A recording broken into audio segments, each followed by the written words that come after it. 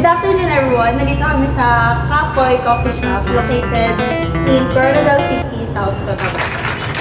Kasama ko ngayon sina Princess, Grace Juan, Ann Ramos, Angeline Taoy, and Shameka Mayo.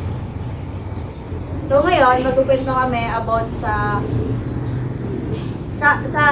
kanilang dalawa, magkukwento sila about sa saddest moment nila sa buhay, tapos kaming tatlo sa happiest moment sa buhay namin. And kung anong lesson ang natutunan namin about sa ano na yon, sa pangyayari na yon. About sa ano na yon, sa pangyayari na yon.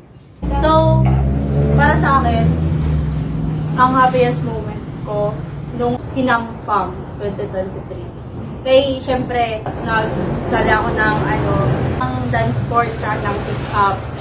So, even though may part na nasaktan ako kasi natalo kami, and nasaktan ako kasi hindi kami yung nag-champion sa hip-hop. Pero masaya ako kasi nakaparticipate ako doon. Tapos marami pa rin akong makilala na na mga bagong mukha. Mga bagong mukha.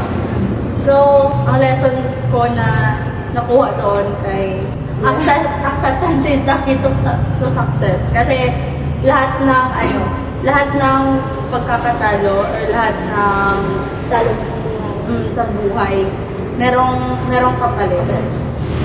Tapos about sa dance sport naman, hindi siya, may part din siya na sad ako, may part din kasi na naging masaya ako kasi yung sa saddest muna tayo para hindi pa siya siya, like, nung before ng competition, like, parang na akong ma-depress. Tapos, nadagdagan pa ng anxiety ko nun kay yung partner ko. Wala pa kami natapos sa kasi diba, 5 dances yun. Tapos, ang natapos pa lang namin is 3. So, meron pa 2. So, yun, hinabol namin yung pagkagabi nun. Hinabol namin na ma-learn nung guy, ng partner ko, yung 2 dances pa. So, like, parang nalumural ako kasi nakita ko na yung ibang contestants. Kaya, di ba, bago ng competition, nag-blocking pa.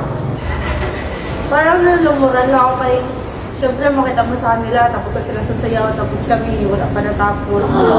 Tapos hindi pa yan. Kasi syempre, ako, hindi man sa kaya di ba, nagsada ako ng dance sport sa regional meet. So, siguro nasanay lang ako na kailangan, tapos naging before competition, tapos naging parang naging, yung ging rush lang yung practice namin. Ang happiest moment ko rin doon, kaya naging second pa kami. Natalo pa namin yung criminology. Tapos nakakuha kami ng 2 medal. So yun na. Naging successful yan po. Parang successful pa rin. Okay na yun. Ako na? Sige, ikaw na. Sige. Ako, saddest moment in life ko, nung time ng pandemic, yung nagka-lockdown. Kasi yung papa ko is, naabutan siya ng lockdown sa Jeddah.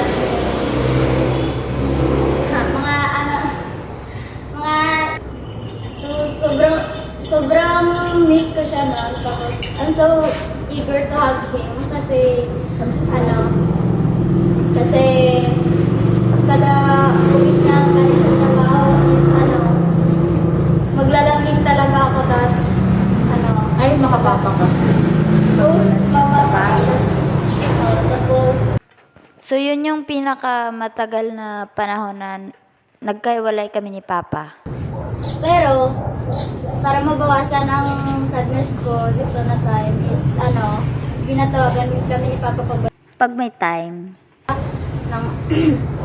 dito nga time, dito siya sa auntie ko, which is ang ate niya. Tapos kung wala na Trabaho. tinatawagan niya kami. Tapos, kung para mabawasan ang tinatawagan niya ako, tapos kinakanta niya ako over the phone.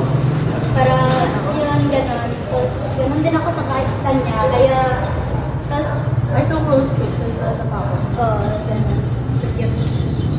Tapos, Yun yung pinaka-saddest moment na masasabi ko kasi grabe, kada gabi, parang hinahanap-hanap ko si Papa, gano'n.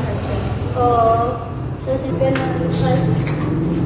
Yung lesson na natutunan ko doon is, hindi sa lahat ng oras, masaya ka. kagaya nung nangyari sa amin ni Papa, like, tiniis namin yung mga panahon na magkahiwalay kami hanggang sa isang araw. Yun na yung pinakamasayang araw ko, yung nagkita ulit kami, yung pwede na magbumiyahe, gano'n. Like, yun yung pinakamasayang momento sa buhay ko. At yun yung natutunan ko, na hindi sa lahat ng oras masaya ka. Like, kagaya ng pusong hindi buo, kailangan mo maghintay ng napakatagal na panahon para maghilom yung sugat sa puso mo at mabuo siya ulit. Ganon. Hindi kasi hindi sila mga sa akin. Pag magsabi sila na, nak, mag-ingat kayo sa, sa may market kasi diba nag-work na kami. Sabi niya, nak, mag-ingat kayo sa, sa boarding house kayo. Parang dyan nyo na gina-practice na maging independent kayo nito. Tapos magsabihin sila na, hindi kasi sa lahat ng oras na dyan pa kami. So parang, syempre makaiyak ka din eh. Di ba? Makaiyak. Sabi ko, kumakuha ng gano'n or si Papa mo. Kaya parang, sila na nagsasabi kung mabilis nga lang ang buhay nila. So, Ako, saddest moment na nangyari sa buhay ko is yung sunod-sunod na namatay yung mga grandparents. Ano ba? Lola. Yung namatay is yung lola ko sa side ni mama, which is yung papa ng mama ko. Namatay sa June. Pagka September, tapos na ng September, mag-road to October. Namatay na naman yung lola ko sa side ni papa, which is papa ni papa. And after that, wala pa 1 year, si tatay, nagsunod na naman sila. yung asawa niya. Asawa ni tatay. Sad lang kasi in 1 year, nawala talaga silang tatlo. Ayun, natira na lang is yung lola ko sa side ni papa. Pangit lang siya kasi yung mama ko, nasa abroad siya nung namatay yung mga lola. Igawin lang yung papa niya sa mama. Sad lang kasi makita ko sa part yung mama na syempre nag-abroad siya. Tapos,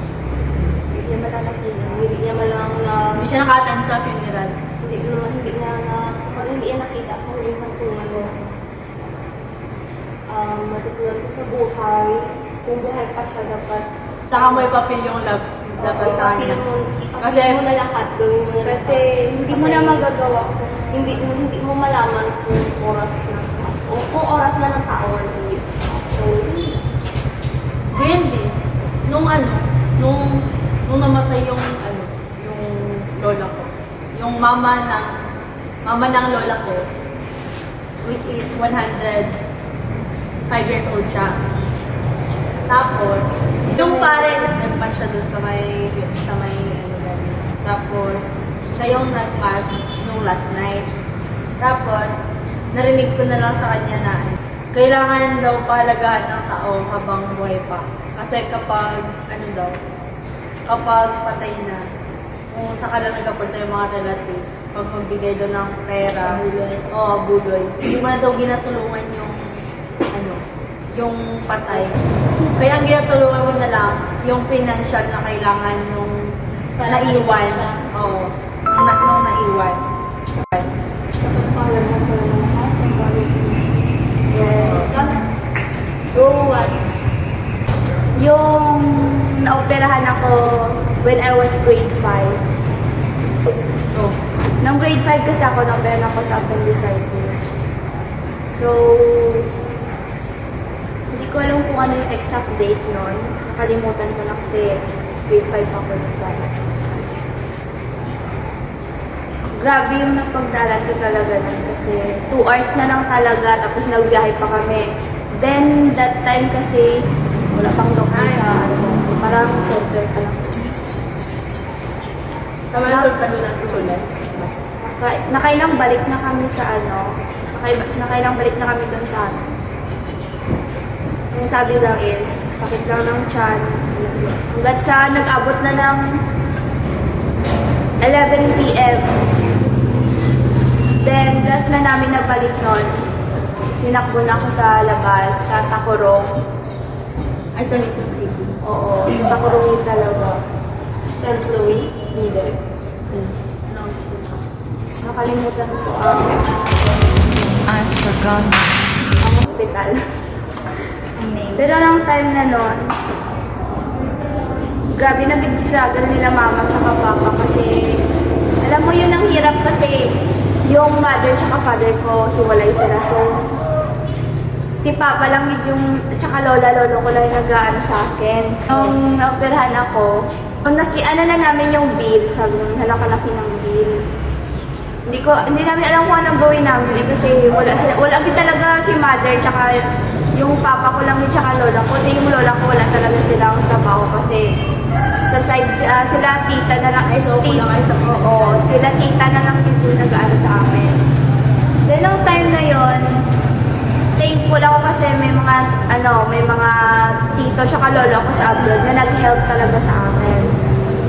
Then yun, nabayaran na yung bill.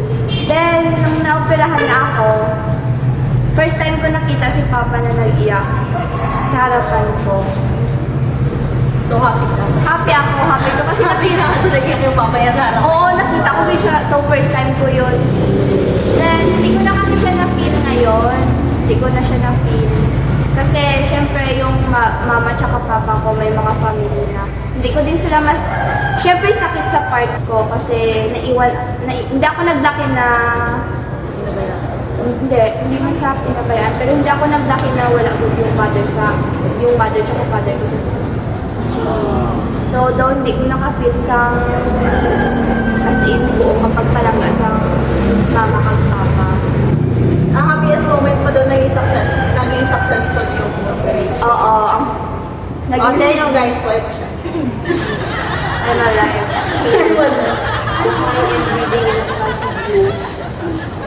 Pero, successful ang thankful ko kay successful ang operation. So, ang lesson dito guys is, maging thankful ka mo, may ara ka mo sa mama kag papa. Maging thankful ka mo din. Ang happiest moment ko yung nag-birthday ako ng June 5, ngayong year lang. It's first time ko na kumpleto family ko mag-celebrate, tapos mga friends. Moral lesson ko doon. Spend your time with your loved ones, kaya hindi sa lahat ng oras kasama sila. Okay, pag-ipagtura ko to. So, okay. So, yun lang. Narinig natin yung iba't ibang klaseng story ng buhay namin. That's all. May saddest. And the happiest. Hindi na kayo mag-base doon sa sinabi ko sa intro. Nagkwento na lang kami about sa mga memorable or saddest or happiest moment namin sa buhay tsaka kung ano yung lesson. So, that's all. Don't forget to like, share, and subscribe. Thank you. Bye. Ang Kapoy a Day takes the Kapoy away.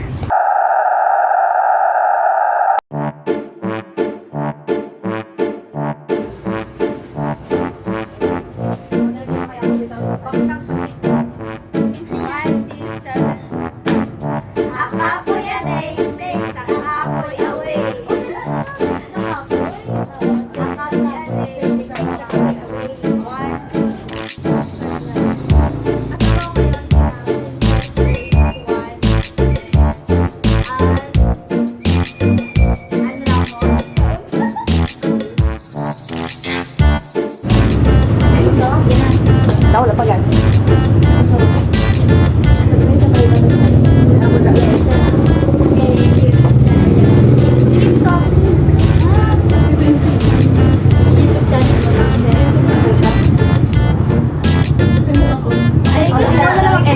Tapos buligan ka na mo.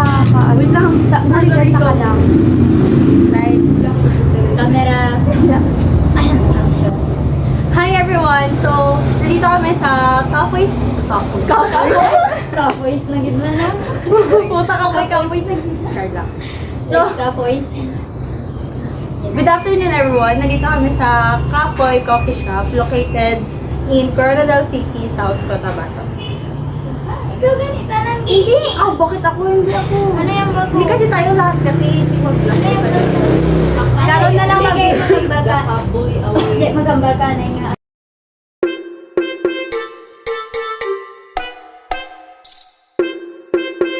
Subscribe to my channel. チャンネル登録お願いね。